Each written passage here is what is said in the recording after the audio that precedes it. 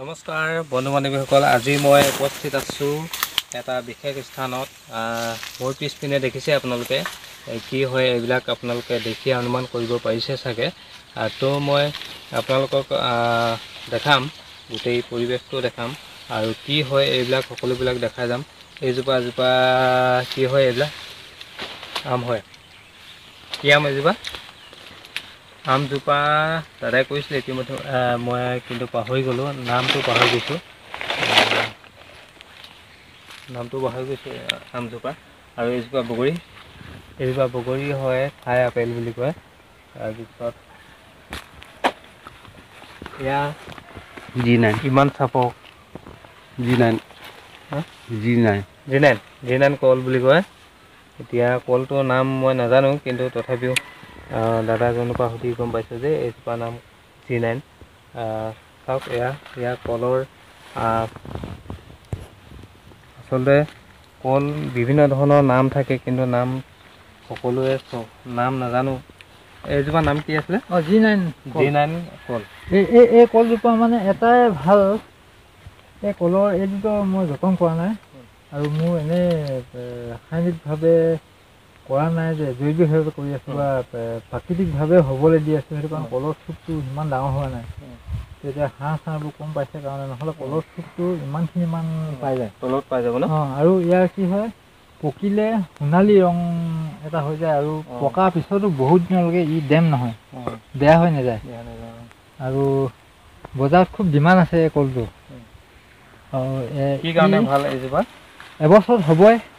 এক বছৰতে হৈ যাব। ভালকৈ ৰুলে এথোক কলৰ দাম মিনিমাম 700 টকামানলৈকে মই আগতে বিক্ৰী কৰিছোঁ। এইবোৰ পুৰণা হৈ গ'ল কাৰণেহে। আৰু ই বজাৰত মানে ইয়াৰ চাহিদাটো বেছি, এটা কাৰণে বেছি। এইটো এতিয়া অফ ছিজন, ঠাণ্ডা দিনৰ কাৰণে ইয়াৰ মানে গ্ৰাহকবোৰে বা বেপাৰীবোৰে গম পায় G9 কলটো এনেই জাহাজী কলৰ নিচিনা নহয়, ৰংটো সোণালী ৰঙৰ হ'ব, পকিলে বহুত দিনলৈকে ডেম নহয়। এনে অইন কলবোৰ 3 দিনৰ পিছত মানে ঠাৰিবোৰ গেলিব, হেৰি হ'ব। কি এসপ্তাহমানলৈকে এনেকৈ থাকে। ইয়াৰ বেনিফিটটো কি আছে? অইন কল যদি 30 টকা ডজন হয়, এইটো মানে মিনিমাম 30 টকা হ'বই। বজাৰত চাহিদাটো বেছি। আৰু গুণাগুণটো কি? গুণাগুণ মানে সেইটো খাবলৈ সোৱাদটো বেছি, হেৰিতকৈ অইন কলতকৈ ভাল। সেইটো কাৰণে মানুহে সেইটো বিচাৰে, টেষ্টটো বেছি। তাৰপিছত আমাৰ জলবায়ুত খুব চুট কৰে এইজোপা কল। আৰু কেঁচুৱে নাখায়, এনে অইন কলবোৰ কেঁচুৱে খায়।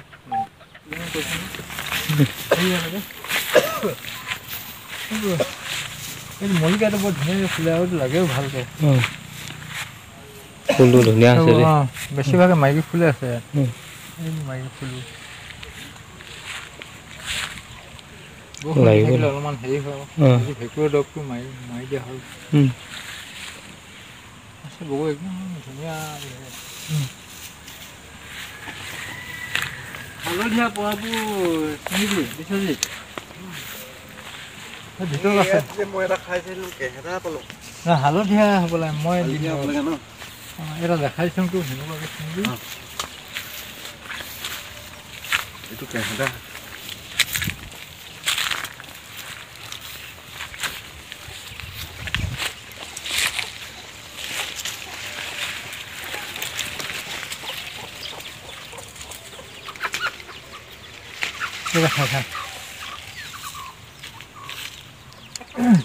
হোৱাই নাই, আৰু মিঠা হ'ব তাৰমানে।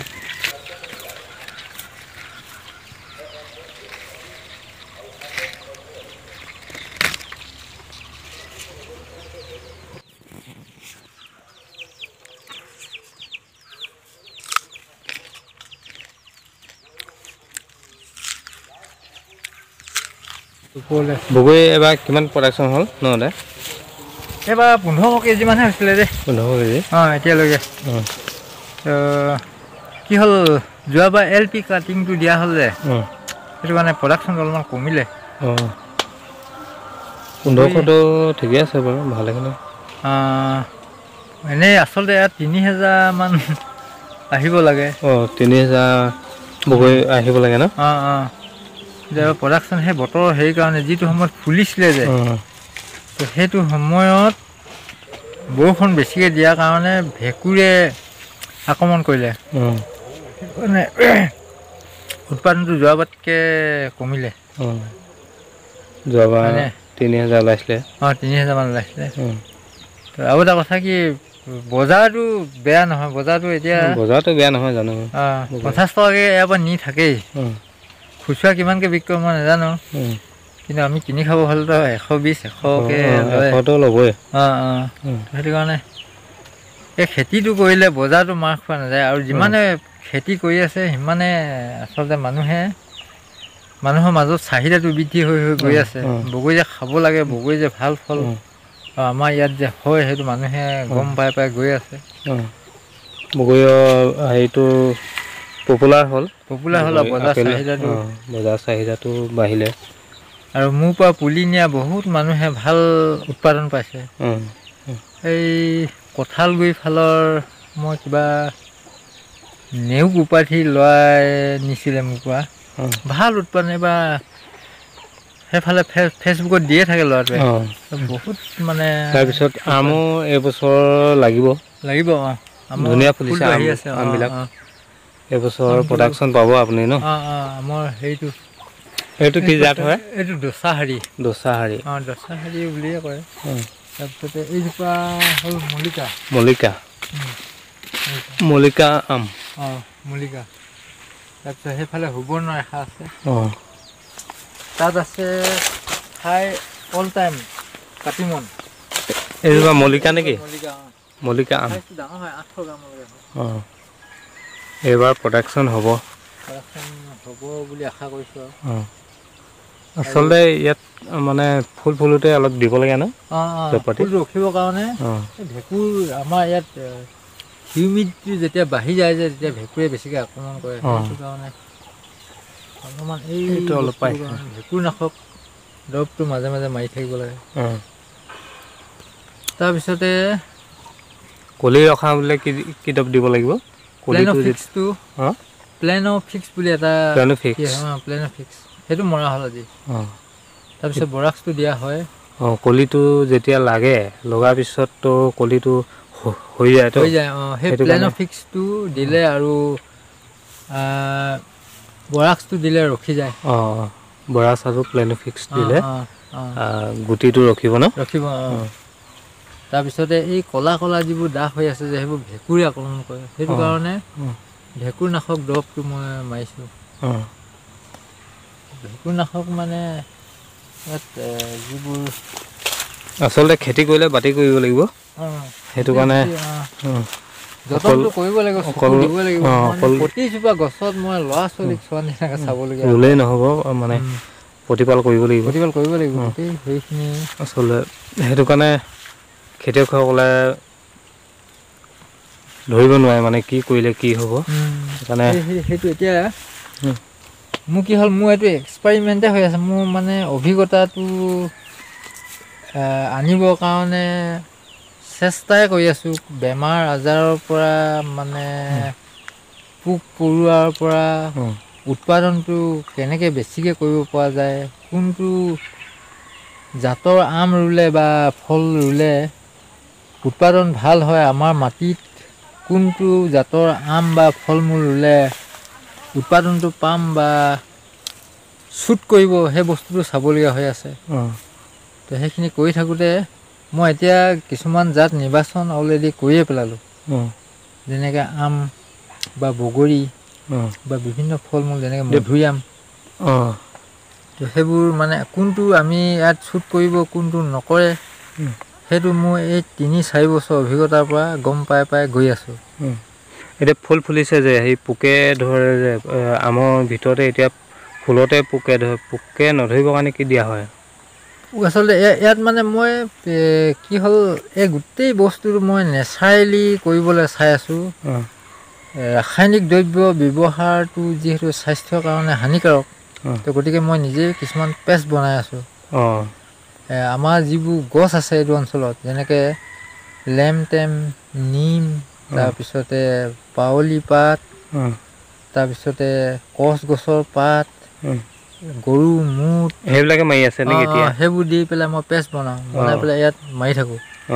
যিটো আচলতে নেচাৰেল হ'লে অলপমান দেৰি লাগে, হ'লেও কি হ'ল যোৱা বছৰতকৈ এবছৰ হেৰিটো ইহঁতৰ যিটো ইমিউনিটি বুলি কয় সহনশীলতাটো মানে ৰোগ প্ৰতিৰোধৰ ক্ষমতাটো বৃদ্ধি হৈ হৈ গৈ থাকে প্ৰাকৃতিকভাৱে পোৱা বস্তুবোৰ ব্যৱহাৰ কৰিলে। তাৰ উপৰিও আমি চবতকৈ এতিয়া ডাঙৰ এটা সমস্যাত পৰিছোঁ। মই আচলতে মৌ মাখি পুহিব লাগে, ফল মূলৰ খেতি কৰিলে মৌ মাখিটো হেৰিয়ে কৰিব লাগে। মানে ইয়াততো পৰাগৰেণু পৰিব লাগিব ন, সংযোগ পৰাগ হ'বই লাগে। লাগিব। আৰু আমাৰ চৌপাশৰ যিবোৰ চাহ বাগান আছে, সেই চাহ বাগানবোৰত কীটনাশক ঔষধবোৰ মৰাৰ ফলত যিবোৰে পৰাগ সংযোগ ঘটায়, যেনেকৈ মৌ মাখি, বৰল, কুদু, ভোমোৰা, ঝিয়া, সেই বস্তুবোৰ মৰি গৈছে, যেনেকৈ নাইকিয়া হৈ গৈছে, বিলুপ্ত হৈ গৈছে। তো টেপ লগায় বাগানত, অতি মাৰাত্মক। তাত মানে কি হ'ল উপকাৰী চব পোক পতংগ থাকেতো, সেই উপকাৰী পোক পতংগবোৰ মাৰি পেলাই, দৰৱ দিও মাৰে। তো গতিকে আমাৰ অঞ্চলৰ যিবোৰ চাহ বাগান আছে সেইখিনিৰ কাৰণেই আমি বহুত অসুবিধাত পৰিছোঁ আচলতে। পৰাগ সংযোগ প্ৰাকৃতিকভাৱে কৰিলেহে উপকৃত হয়। তো এইবোৰ আমি মানে নেচাৰেলি কৰিব নোৱাৰোৱেই। কৃত্ৰিমভাৱে কৰিব নোৱাৰোঁ। আম বহুত ফুল আছে, তো সেইটো কাৰণে নেচাৰেলি কৰিব লাগে। প্ৰতিভা ফুলতে কেনেকৈ কৃত্ৰিমভাৱে কৰিব, নেচাৰেলি কৰিব লাগিব। প্ৰাকৃতিকভাৱে যিবোৰ মৌ মাখি অতি, মই এতিয়া ভাবিছোঁ অন্ততঃ মোৰ এই গোটেই বাৰীখনত 10টামান মৌ যদি বাকচ হেৰি কৰি দিওঁ, মৌ মাখি পুহিব লাগিব। সেইখিনিৰ পৰা আমি বহুত উপকৃত হ'ম। অকল মানে যেনেকৈ মই যে ক'লোঁ বৰাক্সটো দিব লাগে, প্লেনফিক্সটো দিব লাগে, তো সেইবোৰতো অলপ হ'লেও কেমিকেলেই। কিন্তু যদিহে মৌ মাখিটো পোহা হয়, তেতিয়া প্ৰাকৃতিকভাৱে যদি পৰাগ সংযোগটো হয়, তেতিয়া ইয়াৰ আৰু মানে 50% ফল ৰখিব গছত। যিমানে পৰাগ সংযোগ ঘটাব মৌ মাখিয়ে সিমানেই ৰখিব। এতিয়া ইমান ধুনীয়াকৈ ফুলি আছে, মৌ মাখি নাই ইয়াত, নোহোৱাৰ কাৰণ এটা নাই, মৰি গ'ল গোটেইবোৰ। সেইটো কাৰণে আমি এই বস্তুটো চাব লাগে, পৰাগ সংযোগ হ'লেহে ফলটো ধৰিব। তো ফ্ৰেণ্ডছ, আপোনালোকে গম পালেই চাগে দাদাজনৰ পৰা যিখিনি আপোনালোকে জানিব বিচাৰে বা ইয়াৰ সম্পৰ্কে যিখিনি আপোনালোকে কিবা তথ্য জানিব বিচাৰে, তেতিয়াহ'লে মই ডেছক্ৰিপশ্যনত এটা নম্বৰ দি দিম। আপোনালোকে সেই নম্বৰটো কণ্টেক্ট কৰি দাদাজনৰ পৰা আৰু কিবা কিবি জানিব পাৰিব। তো সেই গতিকে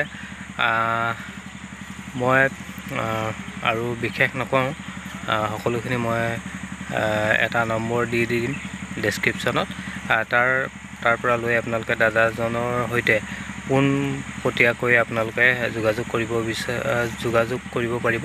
যদি আপোনালোকে যোগাযোগ কৰিব বিচাৰে, আমৰ খেতি কেনেকৈ কৰে বা বগৰী খেতি কেনেকৈ কৰে, সকলো ধৰণৰ খেতি ইয়াত আছে। বগৰী আছে, আম আছে আৰু ভোট জলকীয়া আছে। ভোট জলকীয়া যদি আপোনালোকে কেনেকৈ কৰে বা কি পদ্ধতিত কৰিলে আপোনালোকে প্ৰডাকশ্যনটো বেছি পাব বা কি দৰৱ মাৰিব লাগিব, ইয়াত সকলোবিলাক দাদাজনৰ পৰা আপোনালোকে জানিব পাৰিব। মই যিহেতু নম্বৰটো ডেছক্ৰিপশ্যনত দিয়ে দিম, সেই গতিকে আপোনালোকে পোনপটীয়াকৈ যোগাযোগ কৰিব পাৰিব। গতিকে আজিলৈ ইমানেই দেখালোঁ, ইমানতে সমাপ্ত কৰিছোঁ আজিলৈ। ধন্যবাদ।